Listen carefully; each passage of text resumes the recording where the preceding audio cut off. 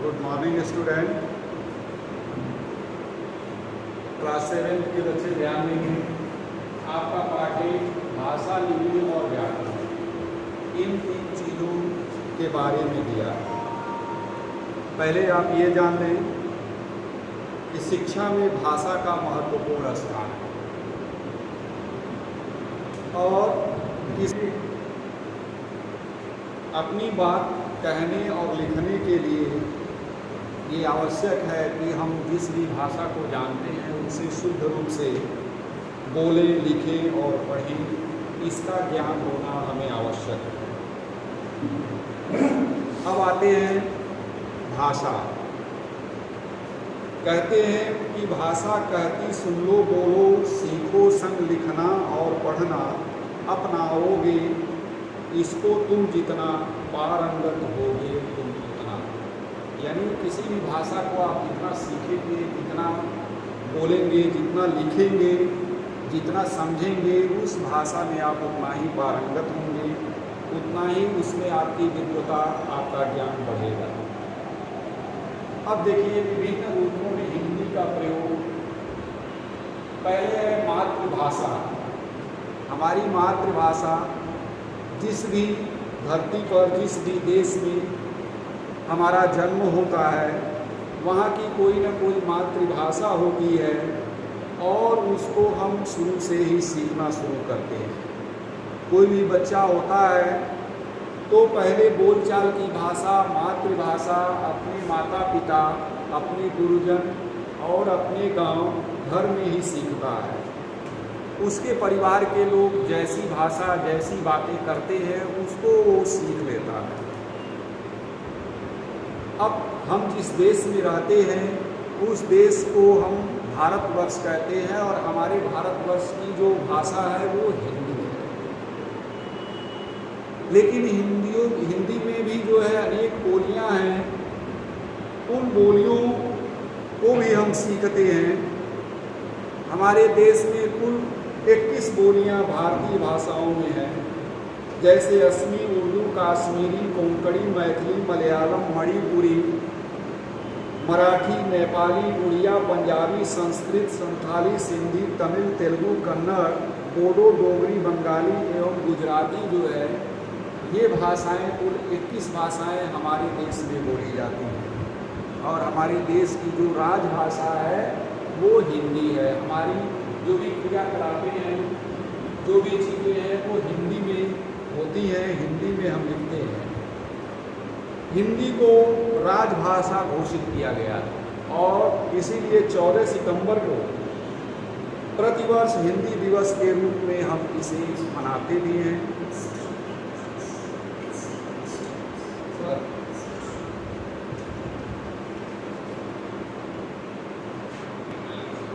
अब आते हैं हम हिंदी का मानक रूप। हिंदी का मानक रूप और देखेंगे, पहला है बोली। हमारी बोली जो है यह क्षेत्रीय रूप में होती है। हम जिस भी क्षेत्र में रहते हैं उस तरह की बोली, यानी इसे जनपदीय कहते हैं। किसी भी भाषा का वह अंग जो किसी छोटे क्षेत्र या जनपद के रहने वाले लोग बोलते हैं उसे बोली कहते हैं। हिंदी भाषी क्षेत्र में बोली जाने वाली हिंदी भाषा की कई बोलियां हैं, जैसे अवधी, ब्रजभाषी, भोजपुरी, बुंदेली, राजस्थानी, ये सब बोलियां हम अलग अलग क्षेत्रों में बोलते हैं। फिर आता है साहित्य। दूसरे नंबर पर साहित्य आता है। जो भी भाषा होता है उसका साहित्य होता है। किसी भी भाषा के ज्ञान के संचित कोश को हम साहित्य कहते हैं। जो भी भाषा हम सीखते हैं उसका जो संचित कोश होता है उसे हम साहित्य कहते हैं। सामान्यतः साहित्य की रचना भाषा के 2 रूपों में होती है, एक गद्य में होती है, एक पद्य में होती है। इसके बाद आता है लिपि। लिपि क्या है कि भाषा के 2 रूप हैं, एक लिखित है, एक मौखिक है। तो भाषा के मौखिक रूप के प्रभाव का जो क्षेत्र होता है एवं काल होता है वो सीमित होता है। जो उसे सुनता है और समझता है और बोलता है। भाषा के प्रभाव को व्यापक बनाने के लिए लिखित रूप की सहायता ली जाती है। यानी लिखा हुआ, जैसे पुस्तक, अखबार, ये लिखा हुआ रूप जो है इसकी हम सहायता लेते हैं। हिंदी की जो लिपि है देवनागरी है। अब आप देखेंगे कि भारत के प्रचलित जो भाषाएं हैं उनकी लिपियां हैं। जैसे हिंदी, संस्कृत, मराठी, नेपाली, डोगरी की जो लिपियां हैं वो देवनागरी हैं। फिर जो है बंगला की बंगाली, पंजाबी की गुरुमुखी, कश्मीरी की कश्मीरी, कोंकणी की देवनागरी, उड़ीसा की उड़िया, अंग्रेजी की रोमन, ऐसे जो तमाम भाषाएं हैं उनकी जो है लिपियां हैं उसे उस लिपि में हम जानते हैं। फिर आता है व्याकरण। किसी भी भाषा को शुद्ध रूप से पढ़ने, लिखने, समझने के लिए, जानने के लिए हमें उस भाषा का, व्याकरण का ज्ञान होना बहुत आवश्यक है। जब तक हम उस भाषा के व्याकरण को ठीक तरह से समझ नहीं लेंगे, सीख नहीं लेंगे, तब तक उस भाषा पर हमारी पकड़ मजबूत नहीं होती है। इसमें 3 क्रम हैं सर।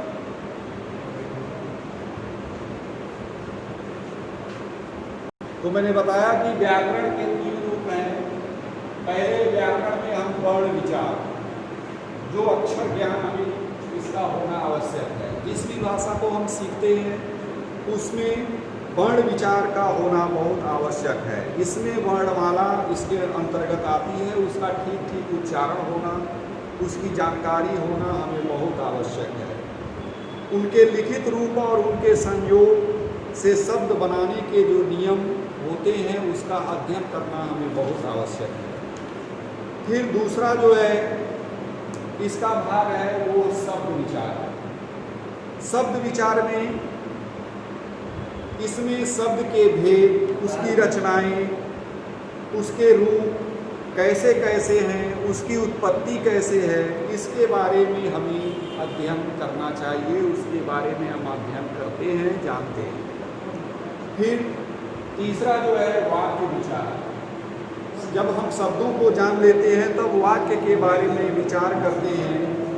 इसके अंतर्गत जो है हम शब्दों से वाक्य को बनाते हैं, उसके नियम को जानते हैं, उसके भेद को जानते हैं तथा उसके विश्लेषण और उसके अंगों को परस्पर समझते हैं और उनके क्रम का अध्ययन करते हैं। ये 3 चीज़ें हम व्याकरण में सर्वप्रथम अध्ययन करते हैं। वर्ण विचार, शब्द विचार, वाक्य विचार।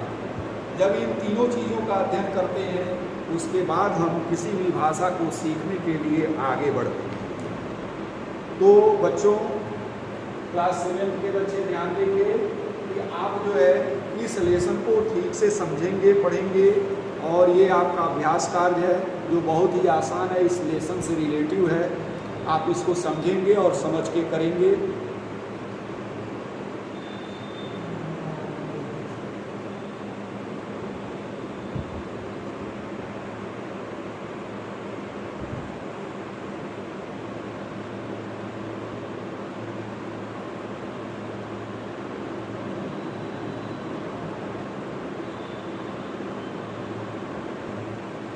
आप जो इस अभ्यास को देख रहे हैं इसको आप अपनी कॉपी पर करेंगे और इस लेसन को रीड करेंगे, पढ़ेंगे, समझेंगे।